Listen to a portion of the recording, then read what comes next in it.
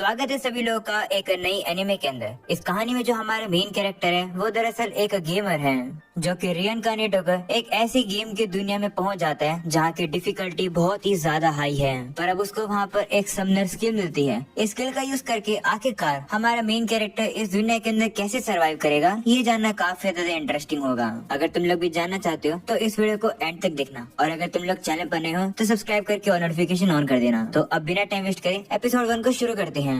कहानी की शुरुआत में हम लोग को हमारा मेन कैरेक्टर केनिची यामाडा दिखाया जाता है जो कि काफी सालों से एक गेम खेल रहा था, पर उस गेम की सारी सर्विस खत्म हो जाती है, यानी कि वो गेम पूरी तरह से खत्म हो जाता है। ये देखकर केनिची काफी डिसअपॉइंट हो जाता है और कहता है कि ये गेम तो 3 साल के बाद ही खत्म हो गया। ये गेम भी बाकी की गेमों की तरह काफी कमजोर निकला। मुझे कोई ऐसा गेम चाहिए जो कि इतना मुश्किल हो कि उसे खत्म करने में मुझे 10 साल लग जाएं। ऐसे बोलकर अब वो ऑनलाइन एक ऐसा ही गेम ढूंढने लगता है जो कि काफी ज्यादा मुश्किल हो। सर्च करने के बाद अब उसे एक ऐसा गेम मिलता है जिसपे लिखा होता है कि ये एक ऐसा गेम है जो कि कभी खत्म नहीं होगा। ये गेम तुम्हें एक फैंटेसी दुनिया के अंदर ले जाएगी जहाँ पर तलवारें और मैजिक का यूज किया जाता है। ये देखकर केनिची अब एक्साइटेड हो जाता है और कहता है कि ओह, ये तो एक ऐसा गेम है जो कि कभी खत्म नहीं होगा, मेरे को ये तो चाहिए था। वो अब इस गेम को डाउनलोड करके देखता है कि इस गेम के अंदर तो अलग अलग डिफिकल्टीज हैं, जैसे इजी, नॉर्मल, एक्स्ट्रा। पर वहाँ पर एक और मोड है जिसका नाम है हेल। केनिची पढ़ता है कि ये वाला जो मोड है ये काफी डिफिकल्ट होने वाला है। लेवलिंग अप करने के लिए तुम्हें नॉर्मल मोड से 100 गुना ज्यादा एक्सपीरियंस की जरूरत पड़ेगी। पर अब केनिची को तो इससे फर्क ही नहीं पड़ता है, वो अब हेल मोड को चुन लेता है। जिसके बाद वो देखता है कि अब उसके सामने अलग अलग कैरेक्टर की क्लासेस के ऑप्शन आ चुके हैं, जैसे कि एक sportsman, spear user, sword master, hero या फिर डीमन लॉर्ड। पर अब वो देखता है कि जो समनर की जो क्लास है उसकी जो डिफिकल्टी की रेटिंग है वो बहुत ही ज्यादा हाई है, डीमन लॉर्ड से भी ज्यादा। वही केनिची ठहरा एक हार्डकोर गेमर, तो वो इसी क्लास को चुन लेता है। उसे पता चलता है कि उसकी लाइफ एक गरीब की तरह होगी। ये देखकर वो और भी खुश आता है और कहता है कि चलो अब तो और चैलेंजेस मिल गए। ऐसा बोलकर अब वो गेम के अंदर एंटर ही करता है। जैसे वो एंटर दबाता है तभी अचानक से वो अपने कंप्यूटर के अंदर ही घुस जाता है, यानी कि अब वो उस गेम के अंदर ही घुस चुका है। और अब जैसे उसे होश आता है वो अब देखता है कि उसका तो इसी गेम की दुनिया के अंदर जन्म हो चुका है। जो देखकर वो भी हैरान हो जाता है और कहता है कि लगता है कि मैं यहाँ पर रिइनकार्नेट हो गया हूँ। वहीं पर अब उसके पेरेंट्स भी उसे जन्म होता हुआ देखकर काफी खुश हो जाते हैं। वहीं अब उसके फादर कहते हैं कि मैंने तुम्हारे लिए ऑलरेडी एक नाम चुन लिया है, तुम्हारा नाम होगा एलन। इसके बाद हम लोग अब देखते हैं कि थोड़ा सा समय बीत जाता है जहाँ पर अब उसके पेरेंट्स उसे खाना खिला रहे होते हैं। एलन अब अपने मन में कहने लगता है कि पहले मैं एक 35 साल का एक आदमी हुआ करता था, मैं अनएजुकेटेड था, गरीब था और सिंगल था, और मैं एक वर्कर भी था, मेरा नाम केनिची था। पर अब मैं रिइनकार्नेट होकर एलन बन चुका हूँ। इस समय पर मैं 1 साल का हूँ, इसलिए मैं अभी बोल नहीं सकता हूँ, पर मैं अपने आप से बातें कर सकता हूँ और मैं शब्दों को समझ सकता हूँ। वो बताता है कि उसका जन्म एक सर्फ फैमिली में हुआ है, बिल्कुल वैसे ही जैसा उसने चूज किया था। मतलब तुम कह सकते हो कि एक गरीब फैमिली के अंदर। ये एक फ्रंटियर विलेज है जहाँ पर जो पायोनियर्स हैं वो टैक्स पे करते हैं यहाँ के रूलिंग लॉर्ड को, जिससे कि लोग यहाँ के लैंड पर खेती कर सके। इसके बाद वो हमें अपने फादर के बारे में बताता है। उसके फादर का नाम है रॉडिन। ये बंदा अपनी फैमिली को चलाने के लिए काफी मेहनत करता है। मुझे लगता है कि ये 20 साल का है। और ये है मेरी मदर, इनका नाम है थ्रेसिया। दिखने में ये काफी खूबसूरत हैं और काफी प्यारी भी हैं। इस समय पर मैं इन दोनों का एक लौता बेटा हूँ। एलन अब ये भी देखता है कि उसके जो पेरेंट्स हैं वो काफी ज्यादा रोमांटिक हैं। ये देखकर वो समझ आता है कि काफी जल्द उसे एक भाई या फिर बहन मिल जाएगा।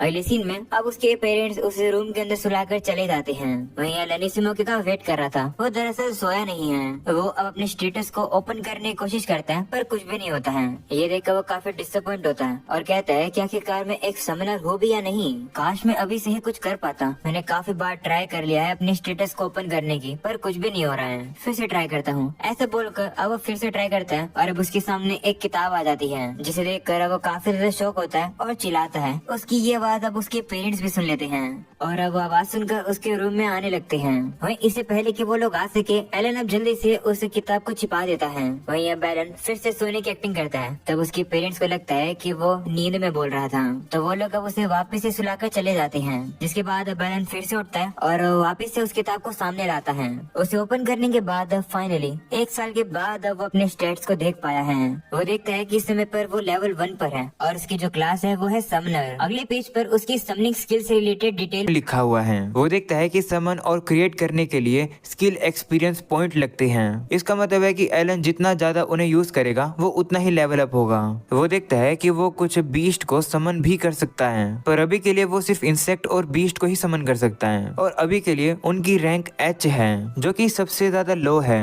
तभी उसे इस दुनिया के क्रिएटर की तरफ से एक मैसेज मिलता है। उस क्रिएटर का नाम एल्मिया है। एल्मिया ने अब माफी मांगी है। क्रिएटर कहता है कि एलन माफ करना कि तुम्हें वेट करना पड़ा अपने ग्रिमोर को पाने के लिए। दरअसल जो क्लास तुमने चुनी थी वो अंडर टेस्टिंग में थी, इसलिए उसे फिनिश करने में थोड़ा सा टाइम लग गया। ये देखकर वो कहता है कि चलो कोई बात नहीं, अब मेरे पास किताब आ गई है तो मैं समन करके देखना चाहता हूँ। ऐसा बोलकर अब वो इंसेक्ट को समन करने की काफी कोशिश करता है पर कुछ भी नहीं हो रहा होता है। तो अब वो और भी ज्यादा फोकस करता है और कहता है कि इस दुनिया के अंदर कोई भी ट्यूटोरियल्स नहीं है, तो मुझे खुद ही पता लगाना पड़ेगा कि चीजें काम कैसी करती है। शायद से मुझे पहले क्रिएट स्किल को यूज करना चाहिए। तो वो अब क्रिएट स्किल का यूज करके एक इंसेक्ट का कार्ड बना देता है और अब वो उसे समन करने वाला होता है, पर तभी उसकी मॉम उसे देखने के लिए आ जाती है।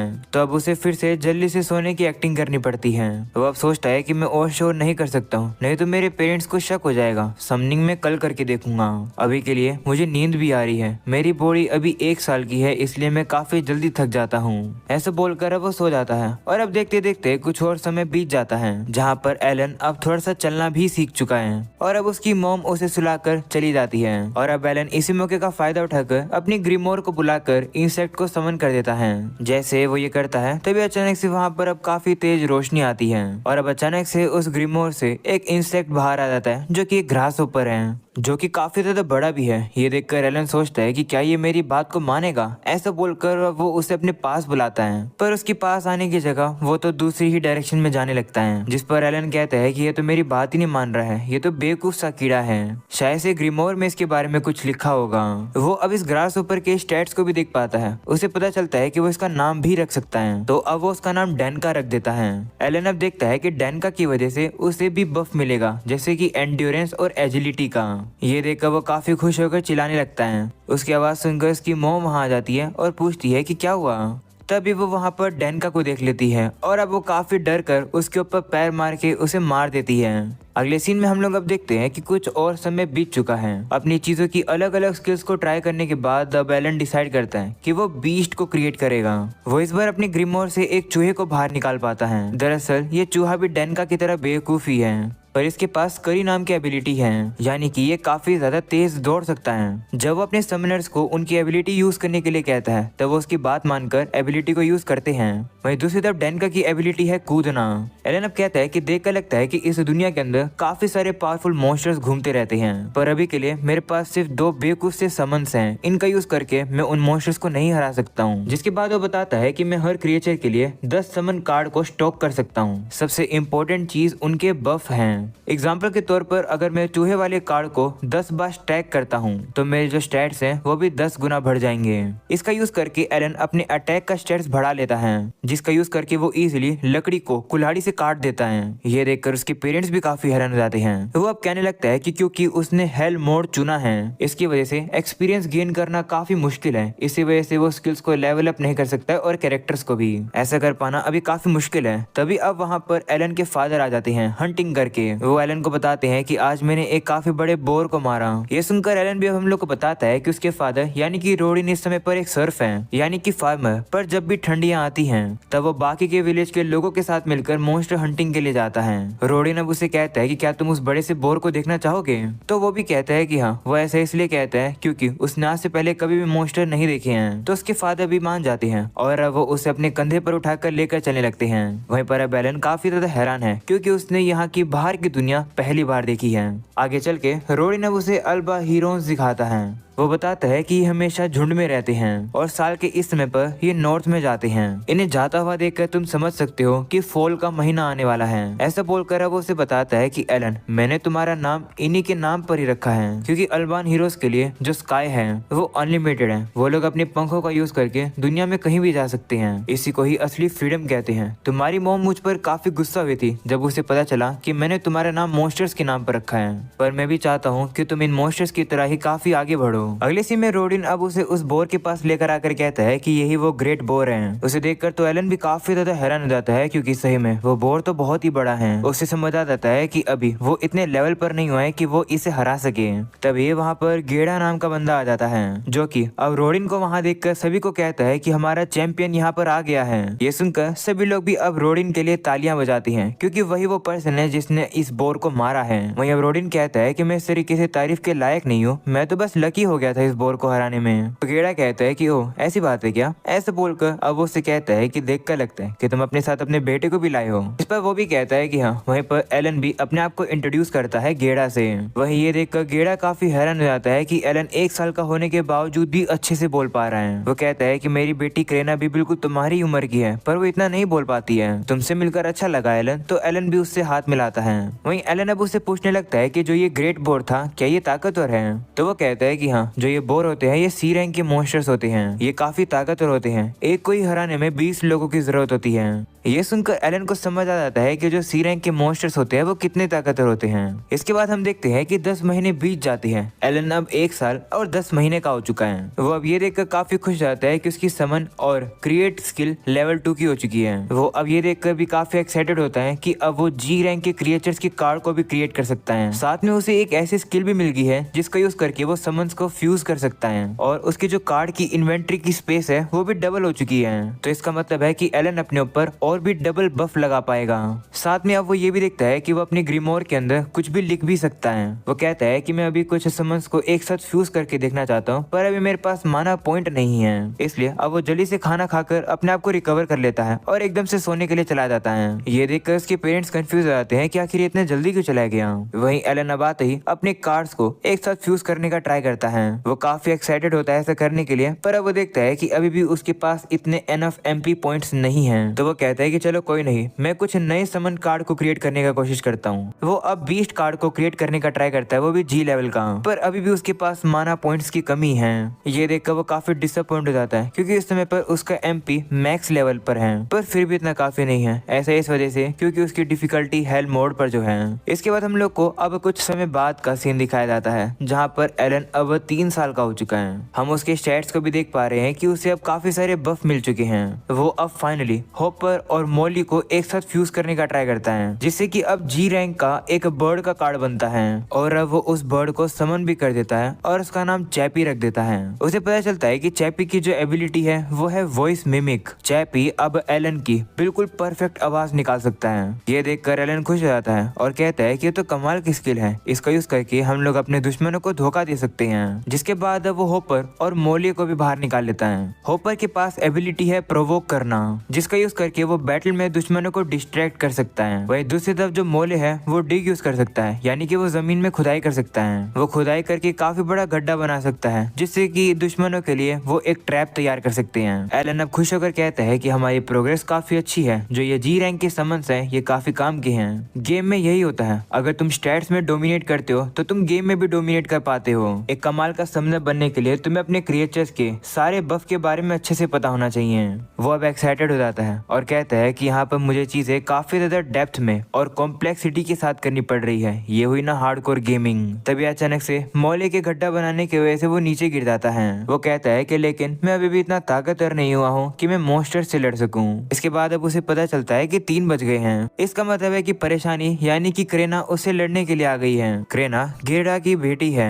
हम लोग अब देखते हैं कि क्रेना तो बहुत ही ज्यादा पावरफुल है, वो काफी ज्यादा तेज भी है। ये देख एलन हैरान हो जाता है और कहता है कि आखिरकार ये इतनी फास्ट कैसे है। मैंने अपनी एजिलिटी के ऊपर अपने बफ लगा रखे पर फिर भी मैं इससे हार रहा हूँ। क्रेना अब काफी पावरफुल हमला करके उसकी तलवार को भी तोड़ देती है और उसकी बुरी हालत कर देती है। अगले सीन में अब एलन को लेने के लिए उसके पेरेंट्स आ जाते हैं। हम लोग अब देखते हैं कि एलन को जैसा लगा था वैसा ही है, मतलब थ्रेसिया प्रेग्नेंट है, यानी कि एलन का काफी जल्द भाई या बहन आएगा इस दुनिया के अंदर। थ्रेसिया अब उन लोगों से कहती है कि अंधेरा होने वाला है, तुम्हें अब घर चलना चाहिए। तो क्रेना भी मान जाती है और अब वो तो वहाँ से चली जाती है। वहीं अब एलन उठकर अपनी मॉम की मदद करता है सामान को उठाने में। जिसके बाद वो लोग अपने घर में आ जाते हैं। एलन अब अपने फादर से कहता है कि मैं इस बार आपकी मदद करना चाहता हूँ फार्मिंग करने में, क्योंकि इस समय पर मोम को आराम करने की जरूरत है। मैं आपकी मदद कर सकता हूँ, मैं ताकतवर हूँ। वहीं एलन सोचता है कि हाँ, मैं इनकी मदद कर सकता हूँ क्योंकि मेरा स्टेमिना एक अडल्ट के जितना हो चुका है। वहीं अब उसके पेरेंट्स काफी खुश होते हैं कि एलन ऐसा कह रहा है, पर वो उसे कहते हैं कि तुम अभी बच्चे हो, तुम्हें काम नहीं करना चाहिए, तुम वैसे भी हमारी काफी मदद करते हो, इतना ही काफी है, तुम बस करीना के साथ खेलो। पर एलन मान नहीं रहा होता है। पर अब उसके फादर कहते हैं कि तुम्हें बात माननी चाहिए क्योंकि आगे चलकर तुम्हें भी फार्मिंग करनी ही है, तो अभी के लिए तुम्हारे पास मौका है, इसका यूज करके अच्छे से इंजॉय करो। तो अब एलन भी मान जाता है। वो भी अब सोचता है कि हाँ, मेरे फादर सही कह रहे हैं, अगर ऐसे ही चलता रहा तो हमेशा हम लोग फार्मिंग करते हुए ही रह जाएंगे और फार्मिंग करना ही मुश्किल काम है, इसलिए ये लोग मुझे काम नहीं करने दे रहे फार्मिंग का। वो उनकी बात मान जाता है और कहता है कि ठीक है, मैं इंजॉय करूंगा। तो अभी उसकी मोम कहती है कि मैंने नोटिस किया था कि तुम पेड़ के ऊपर पत्थर फेंक रहे थे, पर आखिर तुम ऐसा कर क्यों रहे थे? तो वो कहता है कि आप ही लोगों ने कहा था कि फॉरेस्ट के अंदर मॉन्स्टर्स होते हैं, इसलिए मैं ताकतवर होने की कोशिश कर रहा हूँ जिससे कि मैं मोम को प्रोटेक्ट कर सकूं। ये सुनकर उसके फादर काफी इंप्रेस होकर उसे उठा लेते हैं और कहते हैं कि तुम तो काफी हिम्मत वाले हो। वहीं एलन अब सोचता है कि सच्चाई तो यह है कि पत्थर में इसलिए फेंक रहा था क्योंकि मैं देखना चाहता था कि समनिंग के अलावा भी क्या मैं कोई और स्किल यूज कर सकता हूँ। वहीं थ्रेसिया कहती है कि तुम ताकतवर बन के करीना को प्रोटेक्ट करोगे, है ना? तो वो भी कहता है कि हाँ। जिसके बाद अब एलन के फादर उससे कहते हैं कि तुम दोनों काफी ज्यादा ताकतवर हो, मैं वेट नहीं कर सकता हूँ तुम लोग की अप्रेजल सेरेमनी का। तो अब एलन पूछता है कि ये क्या होता है? तो उसकी मोम बताती है कि जब तुम 5 साल के हो जाओगे तब एक डिवाइन सेरेमनी करी जाएगी जिससे ये पता चलेगा कि तुम्हारे पास किस चीज का टैलेंट है। तो अब एलन के फादर कहते हैं कि हाँ, अगर हमारा लक अच्छा रहा तो एलन का टैलेंट काफी कमाल का होगा जिसका यूज करके एलन हम लोग को इस गरीबी से बाहर निकाल देगा। अगले सीन में अब ठंड शुरू हो चुकी है। वो देखता है कि जो डेन का है वो पूरे दिन ही बाउंस कर सकता है। ये देखकर उसे समझ आ जाता है कि वो अपने क्रिएचर्स को पूरे एक दिन तक समन करके रख सकता है। तभी करीना वहाँ पर उससे लड़ने के लिए फिर से आ जाती है, पर अभी भी एलन तलवारबाजी में इतना माहिर नहीं हुआ है। करीना अब उसकी फिर से बैंड बजा देती है। पर ये सारी चीजों को एलन के फादर भी देख लेते हैं। तभी थ्रेसिया भी अब बाहर आ रही होती है और अब डेन का उसके पैर पर चढ़ जाता है, जो देखकर वो डर जाती है और नीचे गिर जाती है। इस वजह से अब उसके पेट में थोड़ा सा दर्द होने लगता है। उन्हें समझ आ जाता है कि बेबी के आने का समय हो गया है, इसलिए एलन के फादर अब करीना से कहते हैं कि जाओ जाकर अपनी मदर को लेकर आओ। तो वो भी अब लेकर आती है। वहीं करीना की मदर यानी कि जो मैथ लीडर है वो अब सभी लड़कों को रूम से बाहर निकाल देती है और अब वो थ्रेसिया की मदद करती है बेबी को जन्म देने में। वेट करते करते अब सुबह हो जाती है। हम लोग अब देखते हैं कि थ्रेसिया ने एक और लड़के को जन्म दिया है।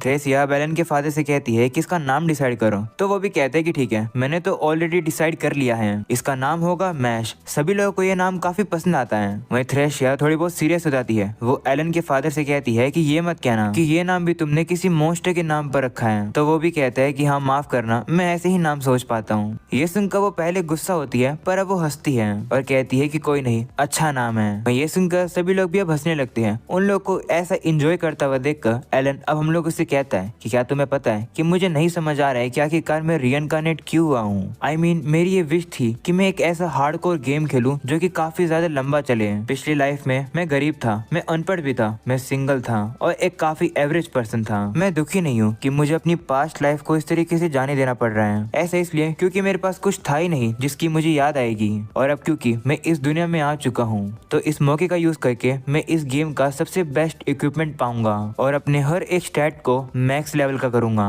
जिसके बाद अब एलन के पेरेंट्स भी उसे उसकी छोटे भाई से मिलने के लिए कहते हैं। तो वो भी जाकर उसे मिलता है और उसे उंगली लगाता है, लेकिन मैश अब रोने लगता है, जो देखकर वो डर जाता है और कहता है कि माफ कर दो। तो उसके पेरेंट्स कहते हैं कि कोई बात नहीं, जब तुम पैदा हुए थे तब तुम इससे भी ज्यादा रोते थे। जो सुनकर वो भी शर्मा जाता है और कहता है कि ओ ऐसी बात है क्या। वहीं अब एलन सोचता है कि मैं अब काफी खुश हूँ। वो कहता है कि पता नहीं कि मैं ये कैसे करूंगा, पर मैं अपनी फैमिली को इस गरीबी से निकालना चाहता हूँ। ऑलराइट गाइस, अब इसी के साथ पहला एपिसोड यहीं खत्म हो जाता है। मुझे कमेंट सेक्शन में जरूर बताना कि क्या तुम लोग को ये एनीमे पसंद आई, क्या मुझे इसे कंटिन्यू करना चाहिए। पर्सनली मुझे तो ये पसंद आई है। तुम लोग अपने ओपिनियन प्लीज कमेंट सेक्शन में शेयर करना। एंड हाँ, अगर तुम लोग चैनल पर नए हो और अभी तक तुमने सब्सक्राइब नहीं कर रखा है तो सब्सक्राइब करके ऑल नोटिफिकेशन यहाँ से ऑन करके जाना, जिससे कि अगली वीडियो के नोटिफिकेशन तुम्हें जल्दी से मिल जाए। तो चलो फिर आज के लिए हम लोग इतने रखते हैं, मिलते हैं नेक्स्ट वीडियो के अंदर। तब तक के लिए बाय बाय।